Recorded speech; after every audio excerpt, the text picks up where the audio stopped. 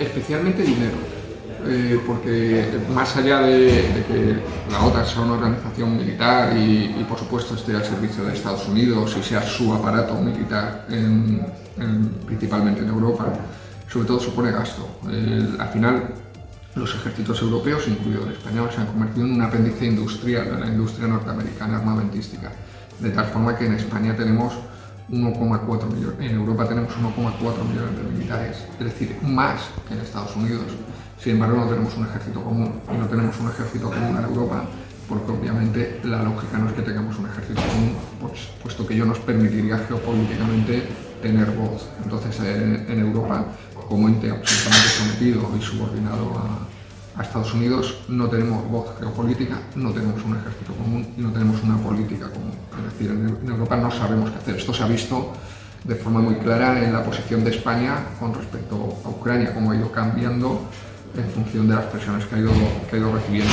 Entonces, fundamentalmente el gasto. En primer lugar, un gasto directo, que son las misiones anuales que realiza España para la OTAN, que suponen de forma absolutamente directa más de 500 millones de euros.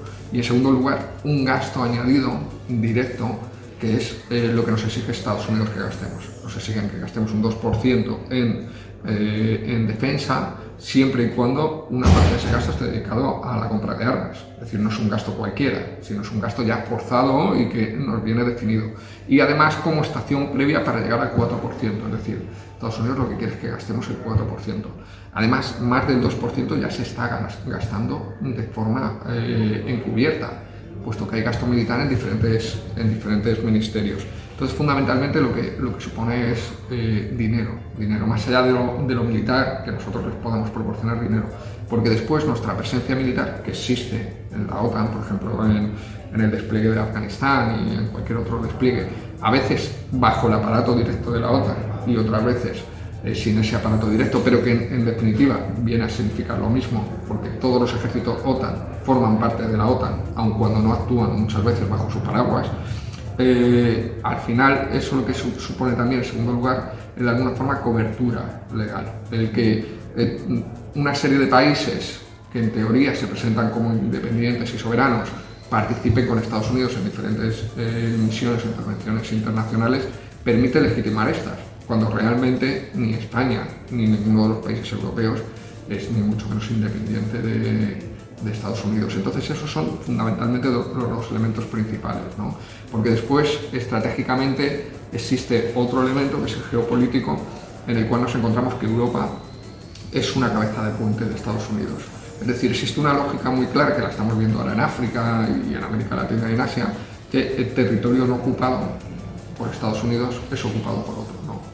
Cuando tú desocupas un territorio, estés ocupado inmediatamente por otro. Lo hemos visto en Malí, como la salida de los franceses ha sido acompañada por la entrada de los rusos mediante Wagner. Esto es algo que sucede en todo el planeta. Es un tablero geopolítico y Europa forma parte de él. Y no solo forma parte de él, sino que ha sido durante mucho tiempo un elemento fundamental.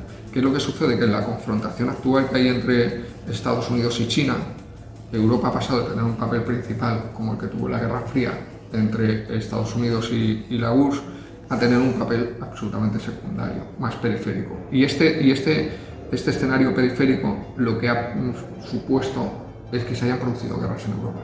Algo que durante la Guerra Fría no sucedió, después de la Guerra Fría sí que ha sucedido. Lo hemos visto en Yugoslavia, lo estamos viendo en Ucrania y seguramente haya más escenarios.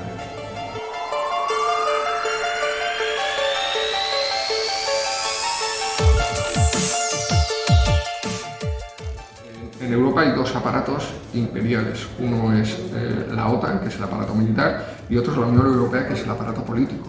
Es decir, la Unión Europea sirve para, de forma legítima, o se entiende que incluso voluntaria, los países cedan su soberanía a un ente mayor que se supone que va a luchar por sus principios. Luego vienen los tratados de libre comercio que se negocian a escondidas. Es decir, esa es un poco la democracia. Todo esto además está envuelto en un decorado democrático que es absolutamente falso, con una obra de teatro que normalmente orquestan los medios de comunicación, haciéndonos creer que aquí existe una democracia.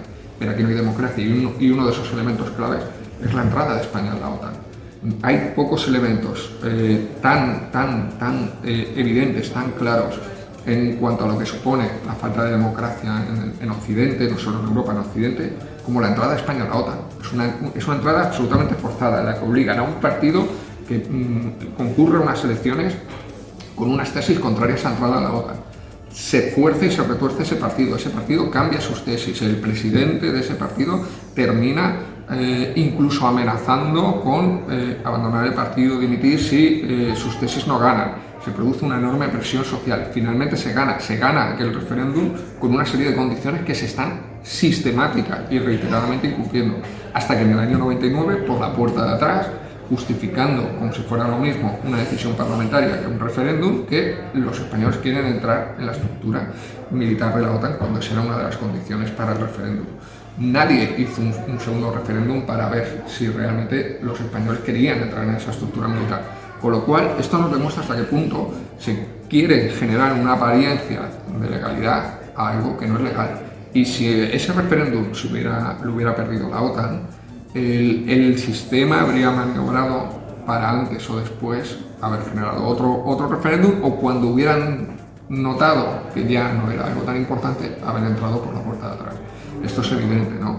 Entonces, a mí me parece claro que, bueno, no es que me parezca claro, es que la OTAN es una organización militar que de defensiva tiene muy poco.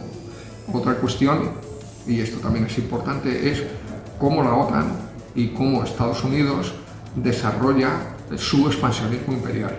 Es decir, Rusia tiene una forma militar de relacionarse con los demás en el escenario geopolítico. China tiene una forma claramente económica de relacionarse y de expandirse mundialmente, y Estados Unidos tiene una forma militar y económica de desarrollarse y expandirse.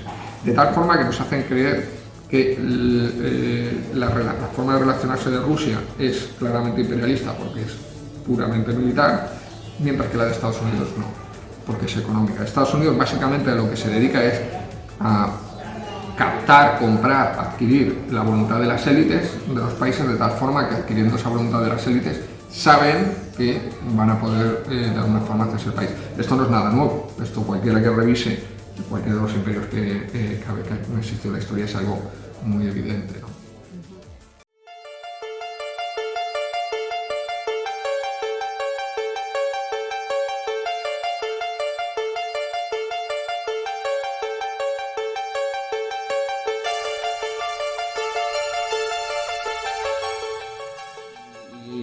Hay varias cuestiones. En primer lugar, creo que el primer elemento clave es la soberanía. Es decir, a nosotros nos dicen que Europa es un Estado soberano es un Estado soberano y es un Estado aliado, o es un conjunto de Estados aliados de Estados Unidos. Pero claro, uno se pregunta, ¿Rusia y China son aliados? Sí, claramente. ¿Cuántas bases chinas hay en Rusia? Militares, ninguna. Y rusas en China, ninguna. Ni se lo plantearían. Es decir, a Rusia ni se le pasaría por la cabeza que China tuviera una base militar en su territorio, y a China exactamente lo mismo con Rusia. Bien, ¿cuántas bases europeas hay en Estados Unidos? Militares, ninguna. ¿Cuántas bases militares hay en Europa? En Europa está afectado. Ahora mismo hay más de 100.000 militares. Por norma general, como mínimo, hay unos 70.000 militares norteamericanos en Europa, que además están haciendo reiterados ejercicios militares como si esto fuera su campo de maniobras. Y claro, evidentemente esto demuestra hasta qué punto no existe ningún tipo de soberanía. Que nuestro gobierno esté implorando y suplicando y compitiendo con Marruecos para no perder bases militares, es decir, para tener un estatus dentro del imperio, bueno, pues no solo es en términos jurídicos estemos hablando de un delito, o estamos hablando seguramente de traición, sino que además es algo absolutamente bochornoso y evidente. ¿Qué es lo que sucede? Que los medios de comunicación no nos presentan estas realidades, y luego lo veremos en la charla como realmente son, ¿no? Y desde luego toda esa izquierda que lo justifica, pues no es izquierda. No se puede ser izquierda cuando justificas el sometimiento de tu país a unos intereses imperiales, que además estamos viendo que en el caso de Ucrania, y luego lo hablaremos, están generando un perjuicio evidente a toda la ciudadanía europea, evidente, ¿no? Y sin embargo nos encontramos a medios de comunicación que lo único que hacen es intentar imponer una lógica bélica, una lógica absolutamente propagandística, de el malo es el otro, de demonización y bueno, la verdad es que a mí, luego lo hablaremos, pero ya no es que me parezca terrible, que lo es para todos nosotros porque vamos a pagar las consecuencias de esta guerra, ya la estamos pagando, sino que además me parece muy burdo, ¿no?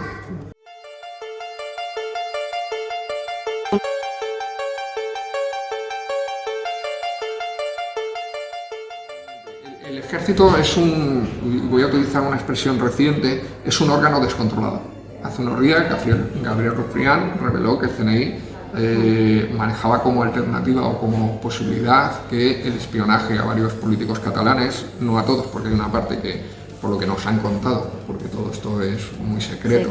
O medio secreto, ha sido de alguna forma legitimado por un juez, pero hay otra parte de políticos, personalidades, abogados, activistas que han sido espiados sin esa legitimación jurídica. Lo que nos han venido a revelar es que el CNI habla de que han sido unos órganos descontrolados, ¿no? Evidentemente esos órganos descontrolados no existen, esos son órganos que son perfectamente conocidos. Los órganos descontrolados son los que asesinaban, violaban y torturaban en los años 70 y 80 con la connivencia del Estado. Los órganos descontrolados son los que a día de hoy están dentro del ejército y son absolutamente ultraderechistas y son reaccionarios, pero son muy útiles para el sistema cuando interesa. Igual que esos órganos descontrolados que hay en los servicios de inteligencia, ¿no? Evidentemente todo eso es conocido, porque si no fuera conocido, como mínimo ya sí es conocido hoy. Y no se ha producido ninguna limpieza en el CNI, ni se va a producir ninguna limpieza en el CNI, porque esos órganos descontrolados no son tal. Son órganos claramente ultraderechistas que forman parte del sistema, ¿no? Y desde ese punto de vista, el ejército es un órgano descontrolado, completamente descontrolado en el sentido de que funciona de forma completamente autónoma. Esto durante décadas se ha considerado incluso como algo, se ha tratado como algo absolutamente normal y se ha denominado como autonomía militar. Como si fuera un acuerdo tácito, de tal forma que tú puedes hacer lo que quieras dentro de tu espacio mientras no me des un golpe de Estado. Bueno, esto podía valer a finales de los 70, a principios de los 80, y no me lo parece que pudiera valer, pero desde luego en el año 2022 esto no tiene ninguna razón de ser. Una de las muestras claras de esta autonomía militar es la justicia militar, que permite que haya, como cuento en La Guardia de la Bestia, militares que han sido condenados por 28 agresiones sexuales. Y es muy raro una condena, de hecho, las estadísticas que yo manejo son de una condena por cada 20 denuncias. Es decir, cada 20 mujeres que denuncias, solo una es creída. Bien, pues esa condena termina normalmente en condenas que permiten a los acosadores, agresores sexuales, seguir dentro del ejército. Es bochornoso que un capitán condenado por 28 agresiones sexuales haya continuado en el ejército como si no hubiera pasado nada y haya desarrollado su carrera militar como si no hubiera pasado nada. Bien, reiteradamente nos encontramos que en el ejército hay ultraderecha, como demostró en el ejército de Vox, acosos, agresiones sexuales a la mujer, como demostró en La Guardia de la Bestia, y después lo que hay es un aparato absolutamente corrupto. De tal manera que esa autonomía realmente es corrupción. Yo te dejo que tú seas corrupto, yo te dejo que tú hagas puertas giratorias, yo te dejo que tú participes de la compra y de la venta de armas, yo te dejo que tú seas un golfo a cambio de que tú pues me guardes el debido respeto. Y el debido respeto es, si compramos armas que no necesitamos, tú te callas. Si hacemos algo que va contra todos los militares y que laboralmente les perjudica, tú te callas. Es decir, tú te callas porque si tú no te callas yo te voy a cortar el circuito. Al final es un comportamiento, un acuerdo absolutamente mafioso. Vale, pues muchas gracias, Luis. Nada.